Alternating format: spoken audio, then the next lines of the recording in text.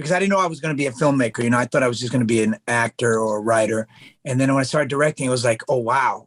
I have this Rolodex. That's how old I am. I use the word Rolodex. I have a Rolodex of all this information from Baz Luhrmann to Spike Lee to Tony Scott.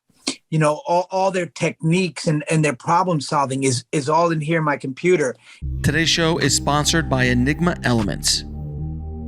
As filmmakers, we're always looking for ways to level up production value of our projects and speed up our workflow. This is why I created Enigma Elements, your one-stop shop for film grains, color grading LUTs, vintage analog textures like VHS and CRT images, smoke, fog textures, DaVinci Resolve presets, and much more.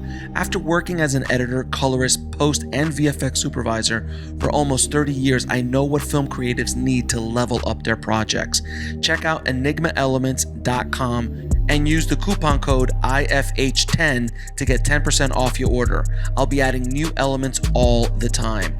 Again, that's Enigma, ENIGMA, elements.com. Now, guys, today on the show, we have legendary actor, writer, producer, and director, John Leguizamo. Now, John and I have a revealing conversation about what it's really like to work inside the Hollywood system, his struggles to get his independent projects made, and so much more. So without any further ado, let's dive in. I'd like to welcome to the show, John Leguizamo. How you doing, John? Good. Thank you for having me on. Thank you so much for coming on the show, brother. I appreciate it, man. As a fellow Latino filmmaker, you have been an inspiration for many years for me, my friend. So thank you for all the work you've done over the years and all the doors you've opened for all of us, man. Oh, it has been easy, but it's been interesting. That's for sure. The hustle is hard. The hustle is real. The hustle is real, man. The hustle is no joke. I mean, you gotta hustle. It's so crazy that we're like the largest ethnic group in America, the oldest ethnic group after Native Americans, and we're all part Native American. At least I am, and just our lack of inclusion is so nutty. It's pretty insane. But I think things are changing, and I think people like yourself are opening some doors for so many people over the years. Now, first question, man: how and why in God's green earth did you want to get into this insanity called the film industry?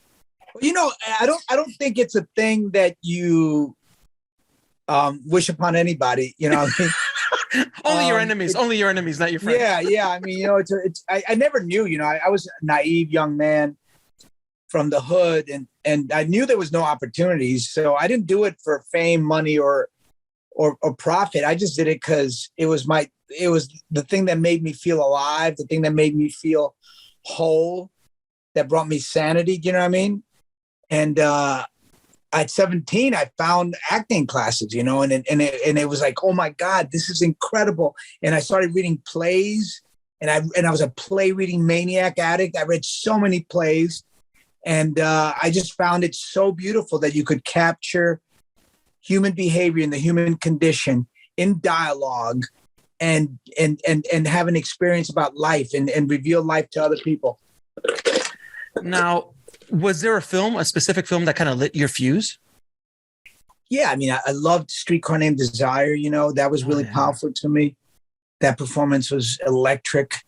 Anything Pacino and De Niro did, anything Marty did, pretty much. Yeah, pretty much. Anything Marty did was like, oh my God, this is like Latin people, like how we behave, and as a Latin person being so invisible, you're always trying to find links to other cultures to feel seen, like for me, Richard Pryor was everything. And Scorsese. I mean, yeah, you look at, for the longest time, I'm Cuban. So the longest time, the only guy I had was Al Pacino and Scarface. I mean, that was it. And Ricky Ricardo, obviously. Those were, Desi Arnaz. Those are the people I had. Of course. I mean, Desi Arnaz is a beast. Oh, that's the crazy thing. I mean, they didn't even show that in that movie, that Desi and Lucy movie. It was like, he is the bomb. He invented three cam comedies, having a live audience in a sitcom, a residual. I mean, he created all that. And he created Star Trek. He was the one that was a pioneer in having, he was like the first independent studio owner and the first Latin guy to own a studio. It was insane. It was insane. But there wasn't a lot of Latinos coming up. That's why when I always say it on the show is the first time I ever saw I could even direct was watching Robert Rodriguez. When I saw Mariachi come out, I was like, oh, so we can do this. I know. It's crazy. Like, you know, why aren't we allowed? Why weren't we allowed to do this? I mean, it's so crazy. It's like I saw so many talented actors growing up that, you know, unfortunately the industry just didn't sustain them, you know, and they had to give up. And it was sad to see all this wasted talent and all these dreams evaporate, you know?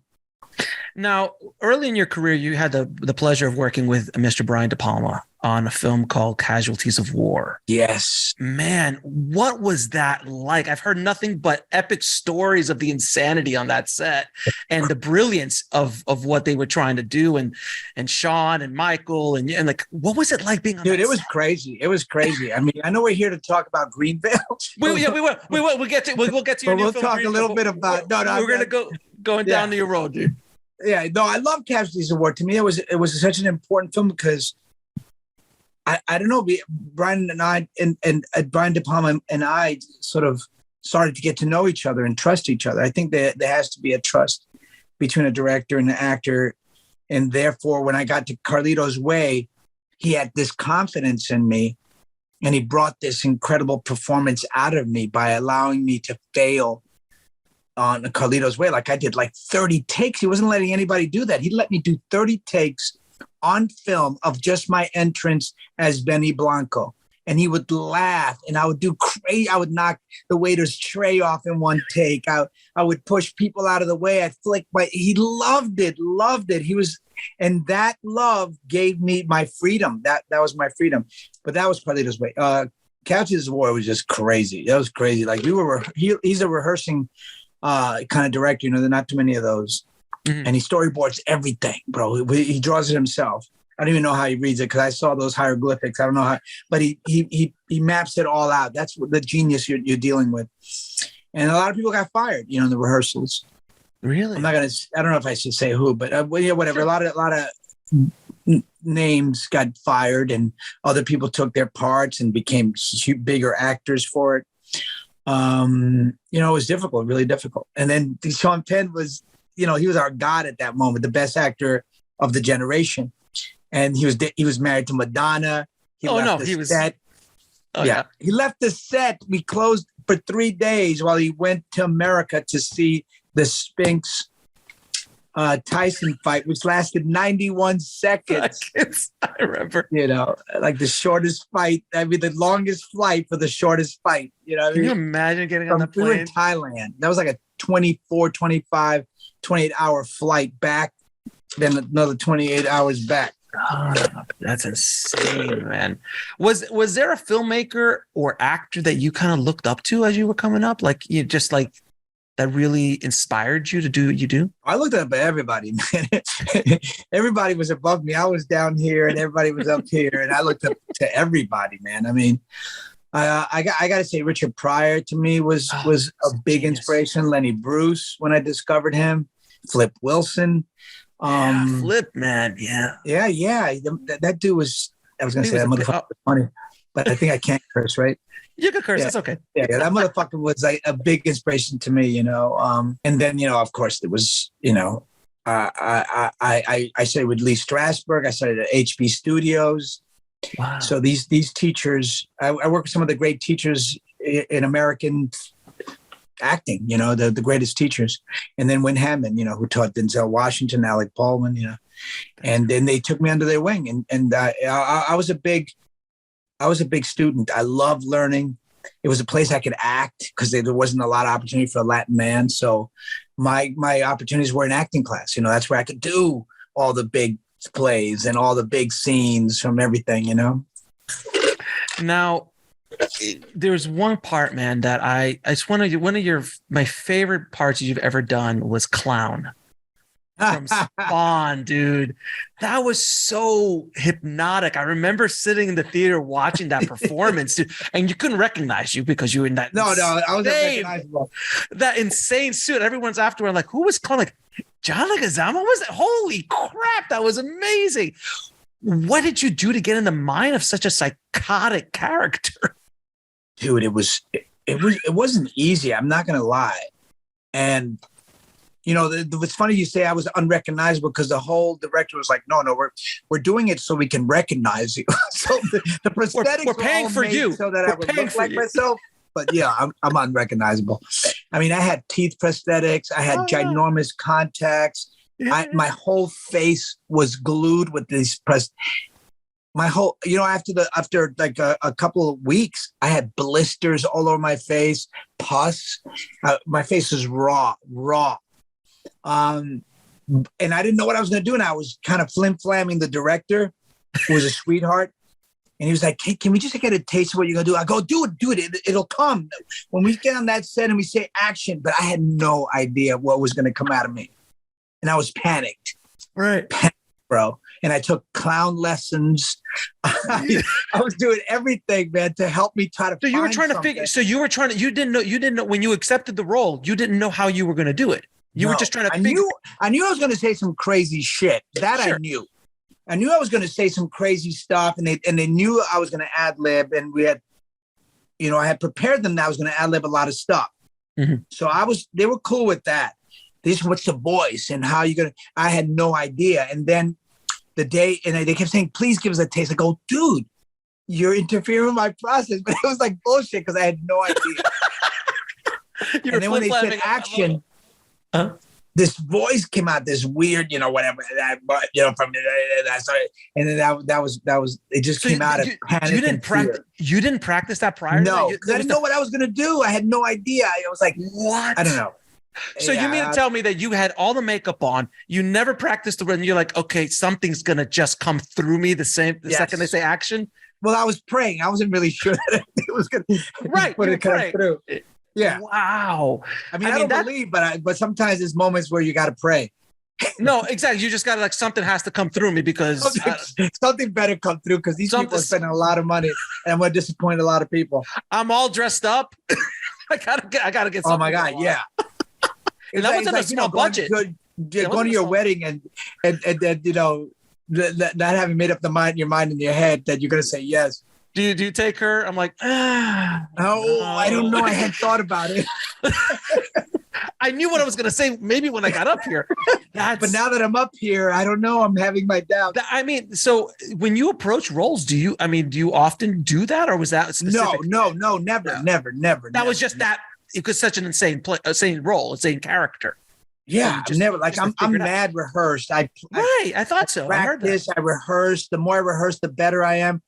I mean, the role had lived in me for a couple months. You know, I wasn't doing any other job at the time, and I was really just living with it subconsciously. And you know, a lot of actors talk about that, and my teachers say that, you know, sometimes like Meryl Streep will fall asleep with a script and just let it take her subconscious. So I was, you know, I do a lot of that too. Sure. And I've always done that. It's a strange thing, but you fall asleep and somehow you're in this meditative state and the character starts taking over you. And so, but I was gestating with this character, not wanting to test it, not wanting to try for some weird reason. And then it popped out like that. That's awesome, man. That's awesome. I always love asking. You know, I've never shared this information with anybody. So I appreciate. It's an exclusive. I appreciate that. No, I was. Because I always felt embarrassed by that. You're good. You've done okay for yourself, sir. It's okay. You can admit these things. You can admit these things now. No, because I always wondered, because I saw that performance, I was like, man, I always thought you didn't get enough credit because that was such a rock star freaking performance, man. And the movie, it's just, you know, no blowing smoke up your ass. It was just such a, like, I remember it so vividly. Dude, I haven't seen Spawn since it probably came out, and I still remember the damn performance. And I've seen thousands of movies since. So it stuck with me. So it's just one of those things, just like, wow, man, I just always wondered how he got in there. Because, you know, I would ask Joaquin how did he get into the Joker? Like when you get into psychotics, performance, bro. Oh my God, that was one of the most beautiful performances. I just got chills talking about that performance. I watched that movie 3 times because I love the movie, I love the script, I love the soundtrack, and he is the motherfucking Mac Daddy Mac of all time. I mean, he's the GOAT. There's no question whatsoever. And I always like asking actors this: what do you look for in a director? Because there's a lot of filmmakers who listen to the show, and I want them to understand what actors are really looking for in a collaborator.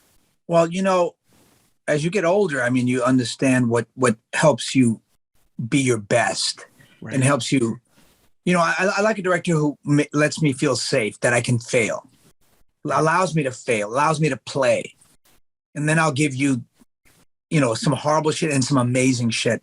But if you give me the space to fail and let me try and experiment before you start giving me your input and before you start shaping me. Nick Nolte said it so beautifully, and it stuck with me for life. He was with this director, and his director started giving him line readings and telling him how to do it. And he said, Jesus. My talent is like this feather. He had a feather in his hand. I don't know where he carried it from, but he said, my talent is like this feather. And when they give me a line reading, this is what happens to my ability. Gone. And I was like, yeah, that's what happens if a director steps in too early and you're experimenting, all you can hear is their choices. You can no longer hear your own impulses or your own intuition. You can't hear it anymore. So, yeah, I mean, I love when directors come, when I'm dried up or I'm blocked, please come with something. Somebody save my ass. I'm more than welcome, but allow me to do my thing first and then come and shape it, Yeah, you gotta run around the room a little bit. You gotta bump into some walls, but absolutely, and have the freedom to do so, as opposed to like, no, don't run into that wall. Like, let me run into the wall so I can figure it out and go from there. That's really and Spike Lee gave me that. Brian De Palma in Casualties, in Carlito's Way gave me that. Brad Furman in The Take gave me all that space like that. And Spike Lee in Summer of Sam, we just had so much fun together. Is there anything, you've worked with so many legendary directors over your career, my friend. Is there anything you brought in into your own filmmaking, into your own producing, into your own writing that you've been able to bring in from some of these masters that you've worked with? Absolutely, man. I had no idea, that their influence would live with me for the rest of my life. Because I didn't know I was going to be a filmmaker. I thought I was just going to be an actor or a writer. And then when I started directing, it was like, oh, wow. I have this Rolodex. That's how old I am. I use the word Rolodex. I have a Rolodex of all this information from Baz Luhrmann to Spike Lee to Tony Scott. All their techniques and their problem solving is all in here in my computer, and I can have access to it. And when I did critical thinking, I was like, I had all these problems, had a tiny budget, had these great actors, but we had all these problems. We were shooting in the real hood, and they tried to, put guns at us to get us out. And people were being shot around it was like madness was happening. You know how it happens in every film. It's like that. But I had the solutions, and I had all these techniques, and it was great to have all that information in my head from these masters. Is there ever a day, I have to believe there is, as either a filmmaker or as an actor, that it was like kind of the whole world was coming crashing down around you? You thought, at least. And, whatever that might be, whatever it was, that day was happening to you. How did you overcome those obstacles of that moment, of that day, whether acting or filmmaking?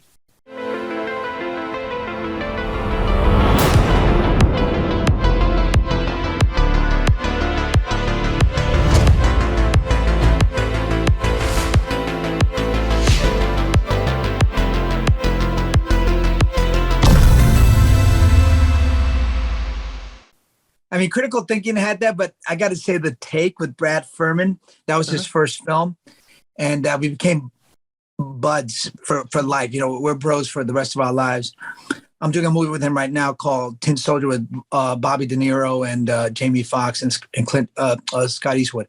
And my daughter, actually. Nice. But The Take, man, everything that could go wrong in an independent film went wrong on this movie. But it made us a force. I stuck by my director, and then Rosie jumped in, and the three of us, we muscled and willed this movie into happening. And, I protected the director because everything was going wrong. The first day we started shooting, the chef, because we were in the hood in Boyle Heights, and these gang members came up and they wanted to eat our craft service. And it's like, yo, we're in their hood. Let them eat the food. Who gives a fuck? It's like, how much does that chicken cost you?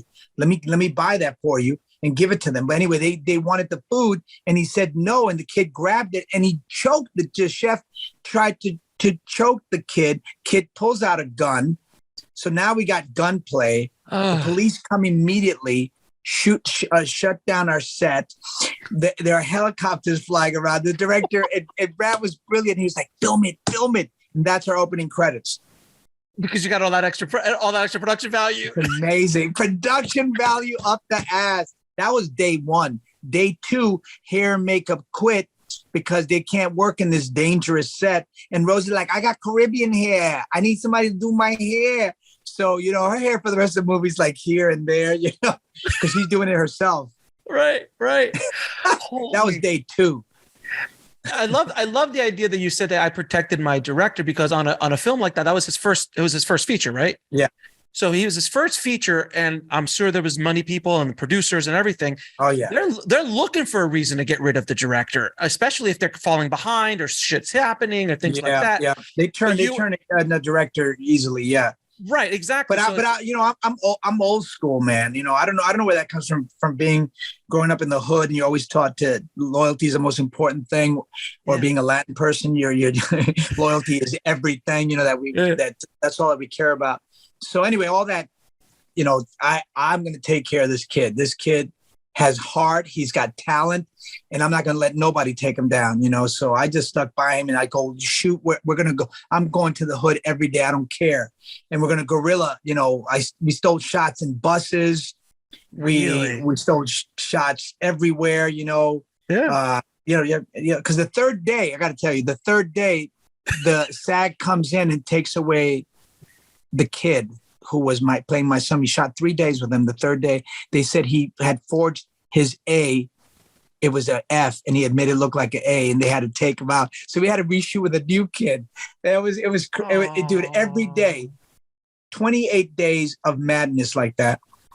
And you got an A. Just kept going. We just kept going. Yeah, just kept going. It's amazing, and that so many filmmakers coming up don't understand the insanity of what it is to make an independent film, and having, and you gotta love it, dude. And you love it, and you end up loving it.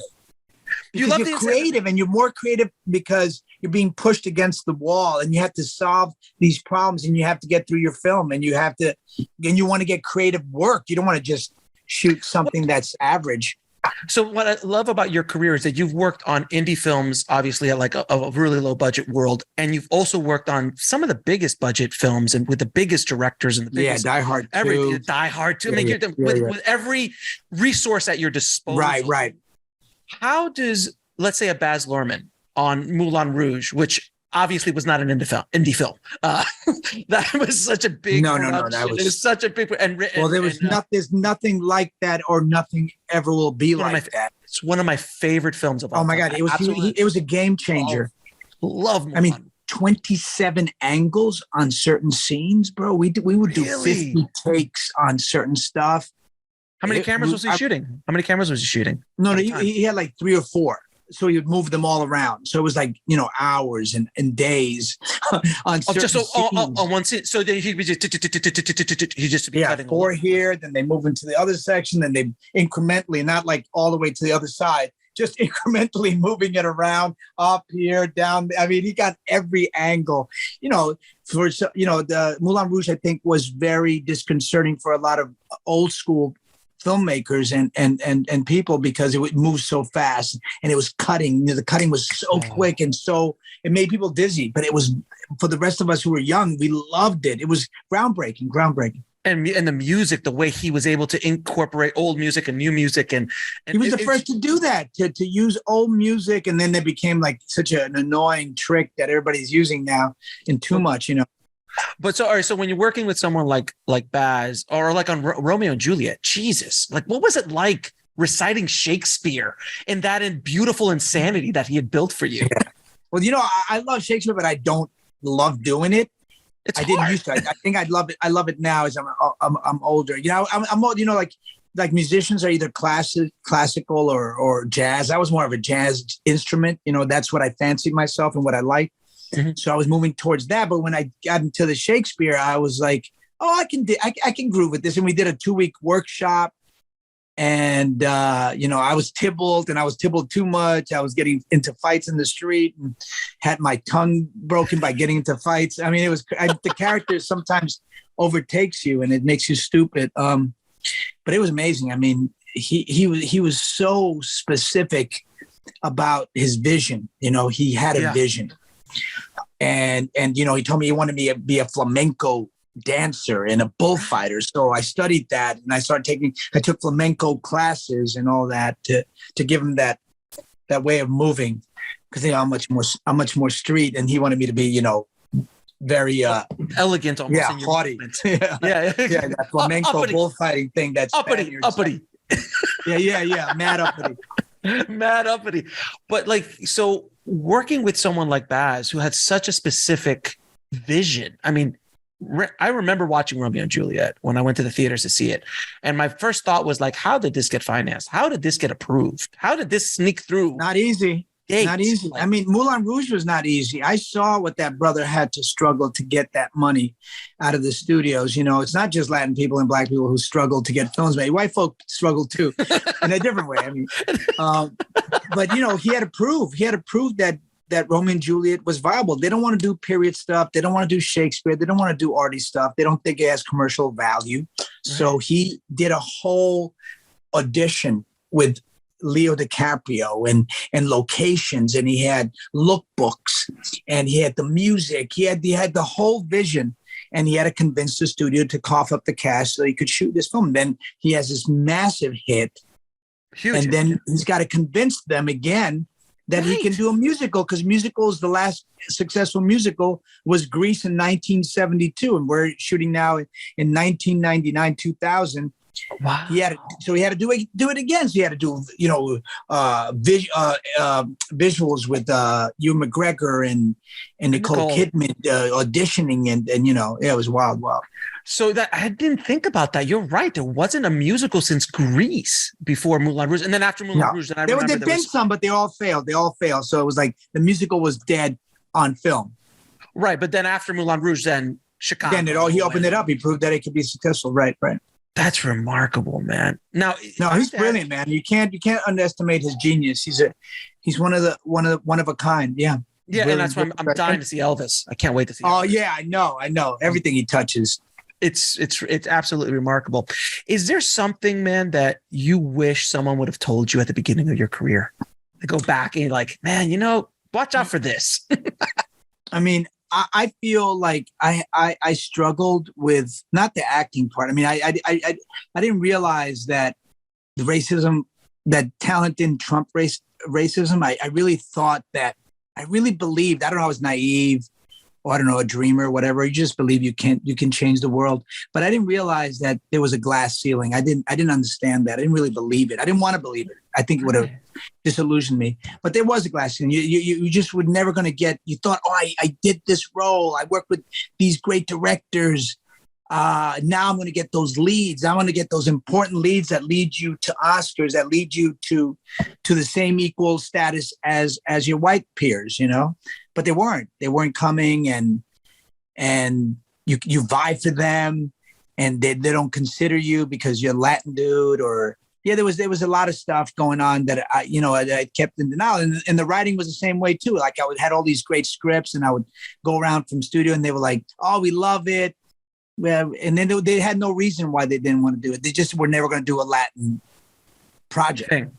Right. If I had written white scripts, boom, I would have been a famous screenwriter. But it was so difficult to get. It's still difficult to get Latin content out there. I mean, I hear the conversations that they're having. They're okay with 2 Latin people, maybe 3. But if it's like, do they want the 2 leads to be Latin? Not so much the money folk. The conversation is still like that. Really? Because I think nowadays considering from the 80s and 90s, we're just miles different than we were then, as far as that kind of just inclusion in general and other cultures. They're trying. They're definitely trying, but there's still like roadblocks and silent, unspoken quotas. Definitely. I'm not gonna lie. I'm being straight up with you. I appreciate that. No, I appreciate that. And it's so fascinating because I was like asking, actors of yours, of like someone of your stature who's done so many things, has a name, people know who you are. You still have problems getting projects made. And I want people to understand, absolutely. It's not like, oh, you're John Leguizamo. You could just make a phone call and you can have 5 million and make your own movie. No, I could, but I don't want to water down. I'm an artist. I see myself as an artist and as a pioneer. Right. And I don't want to water down my things. I don't want to have to whitewash everything I do. I understand what you're saying. Right. To maintain the integrity of your project. Right. I could easily, everything could be, one Latin dude and one white dude, do the thing that they always want. They always want to, it's an nepotistic business in terms of wanting white actors to be in your projects, because that's what they're still old school mentality, and they think that that's going to sell. But, there was a time that Will Smith couldn't get an action film done. And then he proved to the world that, Black people are box office gold internationally. There was that whole conversation that happened in that era. Yep. Yeah, I remember. Yeah, I remember you're like, oh, it's African American. You can't put him in. It won't, won't sell internationally. Oscar Isaacs. Look at Oscar Isaac. If things were fair and non-racist, he'd be Oscar Isaac Hernandez, but he can't. He is still, in this modern day, he has to go by Oscar Isaac, because if he had the Hernandez still on his resume, he may not get those roles, those leads, because that's what is going on. That's a sign of the times. It's really fast. And I'm being straight up with you. Most people won't talk about these things because it's ugly and they don't want to talk about it. But I want these things to change. Yeah, agreed. And that's why, that's one of the reasons why I do the show, is I want to educate people about what the realities of this business are. And you can't look at life, especially walking into this business with starry-eyed and like, I have a dream. Just because I watch movies, it's all beautiful. I watch the Oscars, it's like nice. But I always tell people, you want a great analogy for Hollywood? Look at Oscar night. Oscar night looks gorgeous. The night after the Oscars, I wouldn't go down to where the Oscars were at night. Because right. Hollywood Boulevard, it ain't a pretty place, brother. No, it's not. It's not. Except for that 1 week, it looks great. But that's Hollywood. It's true. They sell the sizzle, but they don't sell the steak. They're not good at selling that steak, but they sell that sizzle great, though, don't they?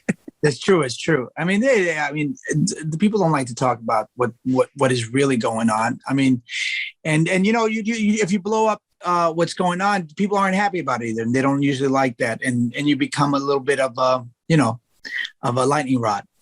So people are careful. Exactly, but you know what? Things are changing, and I think people are changing. They are moving forward. There's things.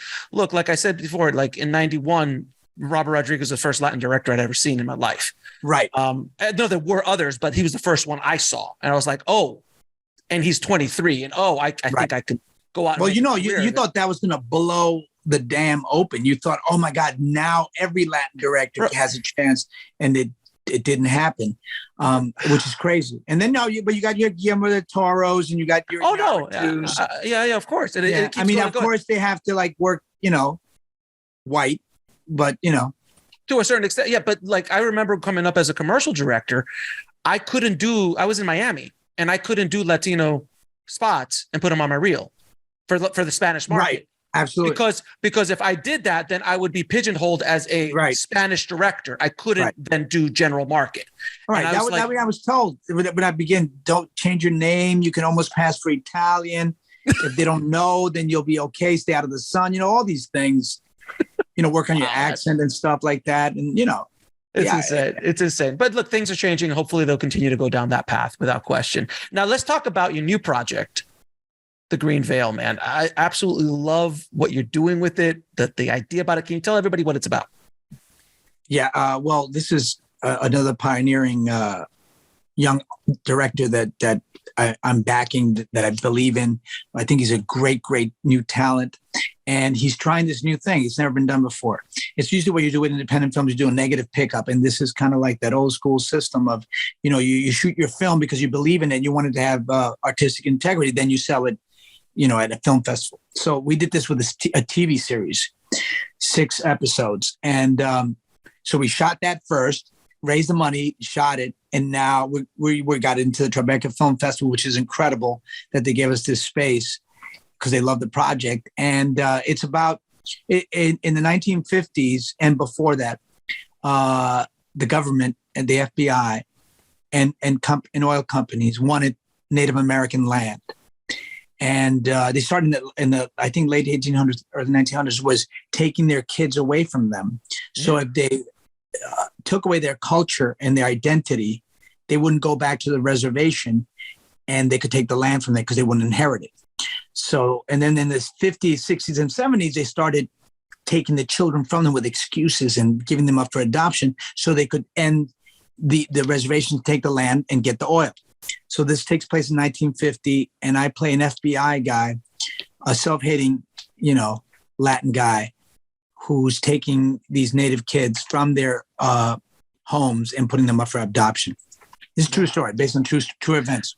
When I was watching it, I was like, I've heard this story. I saw the 60 Minutes story about it. They did a whole bit of yes. Yeah, they did a 60 Minutes story about it. Powerful.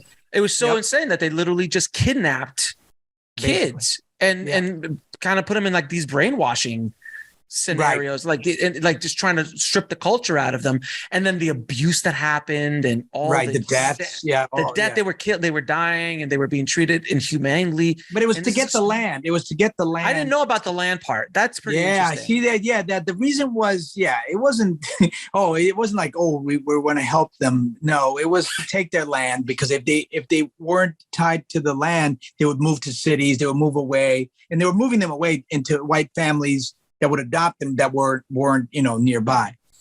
Now, has this gotten bought yet, or are you now hoping? No. The first day is coming up. June. I think it's June 15th. The first screening of it. Yeah. Oh, nice. And then hopefully you're looking for someone to come in and do a negative pickup. HBO or Showtime, Netflix, or someone like that. Yeah. That's it's never been done before, so this is. Hopefully this is a new thing that can be done, because sort of the new independent film would be like a 4-part or 6-part series. I mean, I think in generally on the business side of things, there's more value in a series than there is in a film. Nowadays. Right. And correct. Not artistically, I'm talking business wise, because in the distribution world, like you got more content, it's bigger, it's a bigger people thing. want a 4 or 5 night experience. 6-night experience. They want the Queen's Gambit. That quick. Yeah. They want the Queen's Gambit. It's like they want that kind of mini series or a series that can continue. But no, when I saw what it was about, I was like, man, God bless John for getting this out there, man, because it's a story that it's just in the mainstream wouldn't come out. It just wouldn't. No. Exactly. It wouldn't be. Passion it wouldn't be amazing. Yeah, and and we have the approval of a Native American nation. And we have a few Native American actors in it as well, to representing themselves. Sure. In lead roles. Yep. That's awesome, man. That's awesome. Now I'm going to ask you a couple questions I ask all my guests. What advice would you give a filmmaker trying to break into the business today? Well, I mean, definitely go to the great schools, Mm-hmm. You got, that's the best place to try. And, try to shoot as much as you can, and work with everybody and work with all your friends and create a community. I think I saw that. We all saw that with Spielberg and Coppola, Smarty, all of guys. Yeah. They all hung together. They read each other's scripts. They helped each other. And then Guillermo del Toro, Iñárritu, and Alfonso Cuarón had a company, and they were producing Latin content. They were helping each other out. I mean, that's the thing, is create a community. Don't make other directors your enemy. Make them your brothers and your sisters, and create those communities that you help each other. You make each other's scripts better, and you make each other's projects better, and you help them make their projects. You help each other. You piggyback, and you create better and more content. I also always love that story of when George Lucas played Star Wars for that gang of all. Yeah. And everyone's like, I'm sorry, George, this sucks. Man. That's not going to work. It's just not going to work, man, at all. And the only one was Steven Spielberg. He was like, you got something here. I think, keep on. But you got De Palma and Coppola. Coppola, it's Scorsese. Such a different school of filmmaking. Millions, for God's sakes. Yeah. I mean, oh God, can you imagine? What is the biggest lesson you learned from your biggest failure? That you can't plan for that shit. You can't. Right. You can't go around your whole life full of fear and going, oh, I got to make the right choice. No, I think you have to take risks and you got to live. You got to go with your gut, even if it fails. You got, and the failures, they may hurt you a little bit, but you got to keep going, and don't let the failures define you. You know, that's what I learned from that. I'm not going to let, luckily I grew up in a tough neighborhood. I knew the business was never for me. So I never really embraced it. So I don't really accept their opinion of me. You know what I mean? So I just keep going and do my thing. Now, I'm not going to let them define me in any kind of way, because they've always tried to define me in the negative. What is the lesson that took you the longest to learn, whether in the film industry or in life? Oh, shit. That's a good question. Well, that writing takes a lot of rewriting. That's the biggest lesson. That writing is just crazy amounts of rewriting, and you better love your rewriting, because it better be joyful, because it's going to be everything. You're going to spend all your hours, because I'm a writer. Right. Now, and 3 of your favorite films of all time. No, I mean, Godfather, of course, Annie Hall. And Raging Bull. I guess those are my favorite 3 films. That's a good trio, my friend. That's a good trio, brother, man. You obviously have so much passion for what you do. It just falls off the screen as I'm talking to you. And after all the years you've been doing this, man, you still are so passionate about your projects. You're still so passionate about what you're doing and about helping people, about opening doors, about creating opportunities for people, man. I got to thank you, man, for doing that and continuing to do it and being a champion for not only Latino filmmakers, but for artists, man, and getting things out there that I love my artists, man. Yeah, I love all artists. I love that you just like, you are a risk taker. You have been since the beginning of when you were first on Miami Vice, man. Back in the day. 19, looking like such a punk. Yeah. Yeah, you know what? But everybody went through Miami Vice, brother. Everybody did. Especially I was like, every Latin person that they gave us work. It was the time that all Latin people, every actor you ever met that was Latin was working.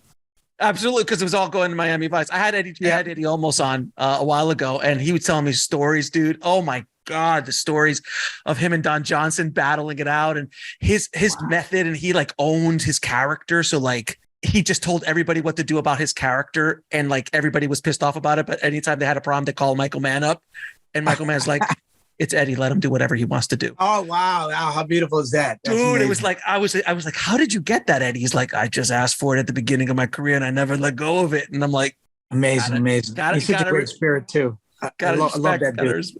So listen, brother, thank you again, man, for everything you do. Congrats on your new project. And I hope it sells, man. I hope this is the beginning of a new thing. I know. We'll know soon. It's coming up. I appreciate you, brother. Thanks again, man. Thank you for having me, man.